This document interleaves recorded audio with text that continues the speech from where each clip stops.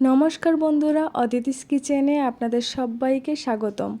রথযাত্রার স্পেশাল পর্বে আজকের রেসিপি মেলার দোকানের মতো বা মিষ্টির দোকানের মতো খাস্তা গজা।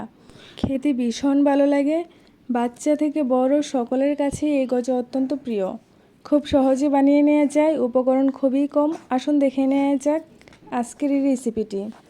আমি এখানে 200 গ্রাম ময়দা নিয়েছি, আর এর মধ্যে 1 চামচ কালো জিরে, হাফ চামচ লবণ ও হাফ চামচ বেকিং সোডা দিয়ে ভালো করে মিশিয়ে নিচ্ছি। এগুলো মেশানো হয়ে গেলে এর মধ্যে আমি 4 চামচ সাদা তেল দিয়ে দিচ্ছি। আমি এখানে সাদা তেল দিয়েছি, আপনারা এখানে ঘি দিয়ে করতে পারেন, তবে সাদা তেলের থেকে ঘি দেওয়াটাই বেটার।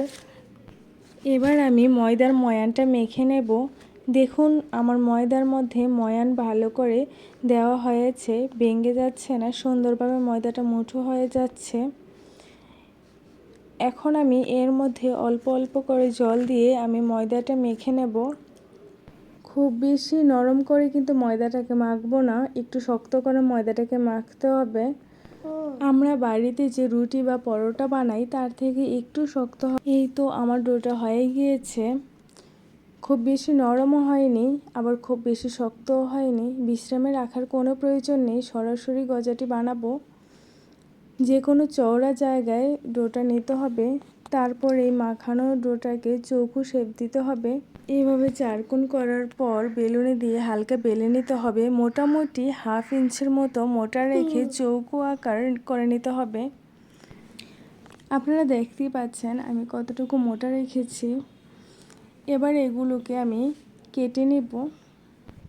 আপনারা যেমন খুশি তেমন করেই এগুলো কেটে নিতে পারেন। আমি এভাবে এতটুকু সাইজ করে কেটে নিচ্ছি।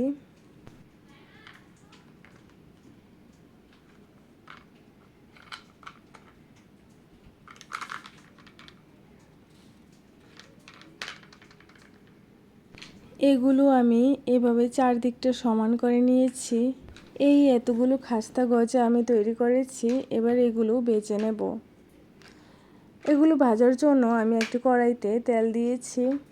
প্রথমেই তেলটা বেশি গরম করা যাবে না, এই জন্য ছোট্ট একটা দিয়ে দেখব। যখনই দেখবেন এরকম বুদবুদ করে উঠে আসছে, তখনই ভাববেন যে তেলটা গজা ছাড়ার মতো উপযুক্ত হয়েছে। এবার গজাগুলো দিয়ে দিচ্ছি। আপনারা খেয়াল করবেন এর থেকে বেশি গরম যেন তেলটা না হয়। সবগুলো গজা এমন দেয়া হয়ে গেলে চুলাটা একই আছে 5 মিনিটের জন্য রেখে দিব। ফিরে আসছি 5 মিনিট পর। দেখুন গজাটা কতটা ফুলে উঠেছে। এমন ফুলে উঠলেই এই গজাটি উল্টে পাল্টে দিতে হবে। সবগুলো উল্টিয়ে আরও 5 মিনিটের জন্য রেখে দিতে হবে। দেখুন কত সুন্দর একটা কালার এসেছে। এভাবেই গজাগুলো ভেজে নেব, একটু সময় নিয়েই ভাজতে হবে এগুলো। আমার গজাগুলো ভাজা হয়ে গিয়েছে, এবার আমি এগুলো উঠিয়ে নেব। দেখুন আমার এই গজাগুলো কত সুন্দর করে ভাজা হয়ে গিয়েছে। দেখেই বোঝা যাচ্ছে যে এই গজার ভিতরে চিনির রসটা কত সুন্দরভাবে ঢুকবে। এখন আমি চলে যাব এগুলোর জন্য চিনির শিরা বানাতে। এখানে আমি চিনির শিরা বানাতে একটি পাত্র বসিয়েছি। এখানে আমি 200 গ্রাম ময়দার জন্য 300 গ্রাম চিনি দিয়েছি, আর যতটুকু চিনি দিয়েছি তার অর্ধেক পরিমাণ জল দিয়েছি। এবার আমি এগুলো দিয়ে চিনির শিরাটা বানিয়ে নেব। চুলার আঁচটা মিডিয়ামে রেখে আমি শিরাটা বানিয়ে নিচ্ছি। আমার শিরাটি প্রায় হয়ে গিয়েছে। যখন দেখবেন যে এমন দুটো আঙ্গুলের সাহায্যে যে একটা আঙ্গুলের সাথে আর একটা আঙ্গুল লেগে যাচ্ছে, তখন বুঝবেন যে চিনির শিরাটা হয়ে গিয়েছে। চিনির শিরাটা ঠান্ডা করে এর মধ্যে আমি গজাগুলো দিয়ে দিচ্ছি।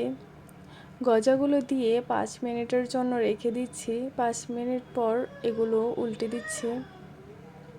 এগুলো বেশি সময় ধরে চিনির শিরার মধ্যে রাখা যাবে না, তাহলে গজাটা নরম হয়ে যাবে। এক পাশ 5 মিনিট আরেক পাশ 5 মিনিট করে 10 মিনিট এই চিনির শিরার মধ্যে এই গজাগুলো ভিজিয়ে রেখেছিলাম, এগুলো এবার উঠিয়ে নিচ্ছি। এই তো হয়ে গেল আমার দোকানের মতো একদম পারফেক্ট খাস্তা গজা। দেখুন ভিতরটা কত রসালো হয়েছে, এমন চাপ দিলেই রস বেরিয়ে যাচ্ছে। আপনারা বাসায় অবশ্যই এটি ট্রাই করে দেখবেন।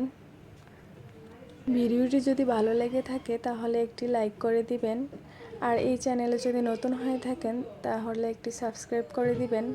এখান থেকে আপনাদের একটি ভেঙে দেখাই যে এর ভিতরটা কতটা রসালো হয়েছে।